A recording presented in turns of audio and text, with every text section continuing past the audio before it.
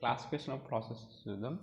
బేసిక్గా రెండు విధాలుగా ప్రాసెస్ క్లాసిఫై అయ్యాయి. ఒకటి కంటిన్యూస్, ఇంకోటి district activities. Based on activities continuous action ఉంటాయి, యాక్టివిటీస్ ఉంటాయి, డిస్ట్రిక్ట్ యాక్టివిటీస్ ఉంటాయి. దాని ప్రకారంగా ప్రాసెస్ అనేది క్లాసిఫై అయ్యాయి అనమాట. ఇప్పుడు కంటిన్యూస్ ప్రాసెస్ యాక్టివిటీస్ అయినా, ఈ కంటిన్యూస్ యాక్టివిటీస్ అయినా లేకపోతే డిస్టింక్ట్ యాక్టివిటీస్ ఇవన్నీ ఇప్పుడు జరుగుతాయి. ఒక period of time change over time జరుగుతాయి యాక్టివిటీస్. సో జరిగి distinct from a instantaneous events. So ఈ యాక్టివిటీస్ జరిగినప్పుడు ఏదో ఒక ఈవెంట్ అయితే జరుగుతాయి కదా. సో ఇట్స్ ఆల్ ఒక ఓవర్ టైం జరుగుతాయి. So based on the continuous activities and district activities ఈ ప్రాసెస్ అనేది క్లాసిఫై అయింది. ఫస్ట్ టైప్స్ వచ్చేసరికి ప్రాసెస్లో కంటిన్యూస్ ప్రాసెస్ అనమాట. కంటిన్యూస్ ప్రాసెస్ ఏంటి, ఇది స్మూత్గా చేంజ్ అవుతూ ఉంటుంది. అయితే ఇది ఎట్లా డిఫరెన్స్, ఇప్పుడు సపోజ్ టెంపరేచర్ అనేది, ఇప్పుడు సమ్మర్లో ఒకసారి టెంపరేచర్ స్మూత్గా రైజ్ అవుతూ ఉంటుంది. టెంపరేచర్ అనేది మెల్లగా రైజ్ అవుతూ ఉంటుంది. సో ఇలా లేకపోతే మళ్ళీ టెంపరేచర్ మెల్లగా డిక్రీజ్ అవుతూ ఉంటుంది వింటర్ వచ్చేసరికి. సో ఇదేంటిది, స్మూత్ చేంజెస్ని కంటిన్యూస్ ప్రాసెస్ కిందకి వస్తుంది. దీని ఈక్వేషన్ వచ్చేసరికి ఎట్లా రిప్రజెంట్ చేస్తుంది అంటే చూడండి, కంటిన్యూస్ ప్రాసెస్ ఇట్లా ఒక ఈక్వేషన్ పరంగా రిప్రజెంట్ చేస్తారు కంటిన్యూస్ ప్రాసెస్ని. Dt by dt, dt capital T by and dt equals to k, ఇది ఫర్ టెంపరేచర్ రైస్, ఇది ఒక ఫార్ములా. సో ఇట్లా ఈక్వేషన్ పరంగా రిప్రజెంట్ చేస్తారు కంటిన్యూస్ ప్రాసెస్ని. డిస్టింక్ట్ ప్రాసెస్ అనేది స్టెప్ వైజ్ చేంజెస్ అనమాట.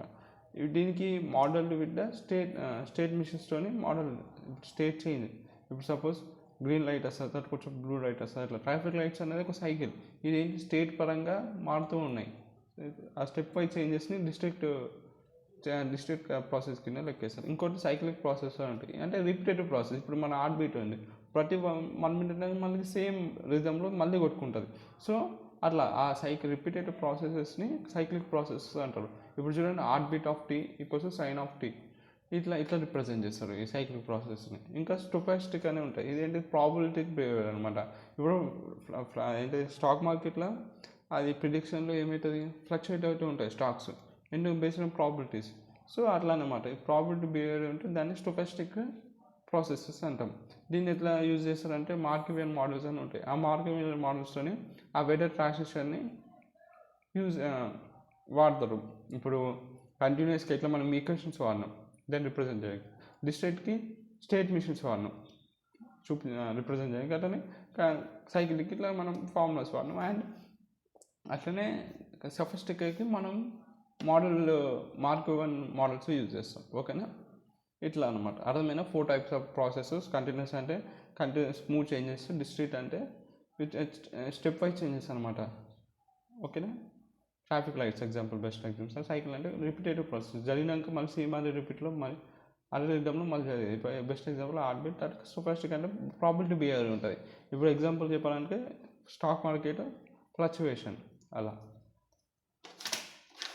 తర్వాత రిప్రజెంటేషన్, కంటిన్యూస్ రిప్రజెంటేషన్ అనేది మాట్లాడుకున్నాం. ఎట్లా ఈక్వేషన్స్తో రిప్రజెంట్ చేయొచ్చు, ఇట్లా నువ్వు ఈక్వేషన్స్తో రిప్రజెంట్ చేయొచ్చు, లేకపోతే క్వాంటిటేటివ్ మోడల్స్ ఉంటాయి. క్వాంటిటేటివ్ మోడల్స్ ఎగ్జాంపుల్ QSIM అని ఉంటుంది. ఇది ఒక టూల్ అనమాట for modeling or stimulation with incomplete knowledge ఉన్నప్పుడు ఇది వాడచ్చు మనం. ఈ క్వాంటిటేటివ్ మోడల్స్, క్వాలిటేటివ్ మోడల్స్, ఇది ఏం చేస్తుంది, ఈ టూల్ ఏం చేస్తుంది అంటే మోడల్ చేస్తుంది, సిమ్యులేట్ చేస్తుంది. దేనికోసం, ఏదైనా ఇన్కంప్లీట్ నాలెడ్జ్ ఉన్నప్పుడు ఇది వాడుకోవచ్చు. మనం ఇంకా డిస్ట్రిక్ట్ అంటే డిస్ట్రిక్ట్ ప్రాసెస్ని రిప్రజెంట్ చేయడానికి మనం ఫైనల్ స్టేట్ ఆటోమేటా వాడచ్చు. ఫైనల్ స్టేట్ ఆటోమేటా ఇట్లా ఉంటుంది అనమాట. ఇట్లా డబుల్ జీరోస్ వచ్చినాక, డబుల్ ఓస్ వచ్చినాక ఇది ఫైనల్ స్టేట్ అనమాట. ఇది ఇనిషియల్ స్టేట్, ట్రాన్సిషన్ అవుతుంది. 0 అనేది ఇటు వచ్చింది, మళ్ళీ 2 అయింది, 1 మళ్ళీ ఆ స్టేట్కే పోయింది, S2 స్టేట్కి. అట్లా మళ్ళీ 1 S1 స్టేట్ పోయింది. సో ఇది ఏంటిది, ఫైనైట్ ఆటోమేటా ఆర్ పీరియడ్నెస్ అని ఉంటుంది. ఇది ఫైనైట్ ఆటోమేటా డయాగ్రామ్. సో ఇట్లా ఫైనైట్ ఆటోమేటా వాడి నువ్వు డిస్టింక్ట్ ప్రాసెస్ని రిప్రజెంట్ చేస్తావు. కంటిన్యూస్ ఎట్లా ఈక్వేషన్స్ వాడుతున్నావు, డిస్టింక్ట్కి ఫైనైట్ ఆటోమేటా వాడతావు, అండ్ ఇంకా పీరియడ్నెస్లో వాడతావు.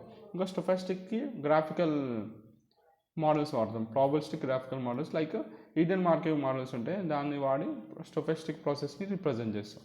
ఇలా రిప్రజెంట్ చేస్తాం different types of processing, continuous, district and stochastic. Example వచ్చేసరికి ఒక మోడల్ చూద్దాం.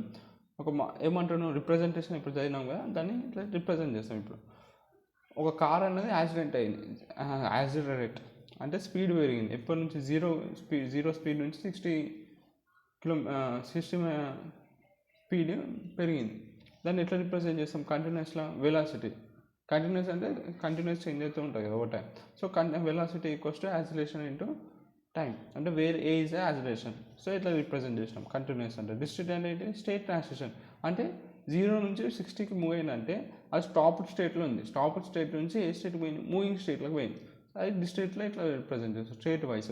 కంటిన్యూస్ అనేది ఇట్లా యాక్సిలరేషన్ వెలాసిటీ పరంగా రిప్రజెంట్ చేస్తాం, ఇదే ఇట్లా రిప్రజెంట్ చేస్తాం. అప్లికేషన్ వచ్చేసరికి ప్రాసెస్ ఎక్కడెక్కడ మనకు వస్తాయి, సిమ్యులేషన్స్లో కానీ, ఇప్పుడు క్లైమేట్ మోడల్స్లో, ఇంకా కంట్రోల్ సిస్టమ్, ఇప్పుడు రోబోటిక్స్లో కూడా ప్రాసెస్ అనేది చాలా ఇంపార్టెంట్.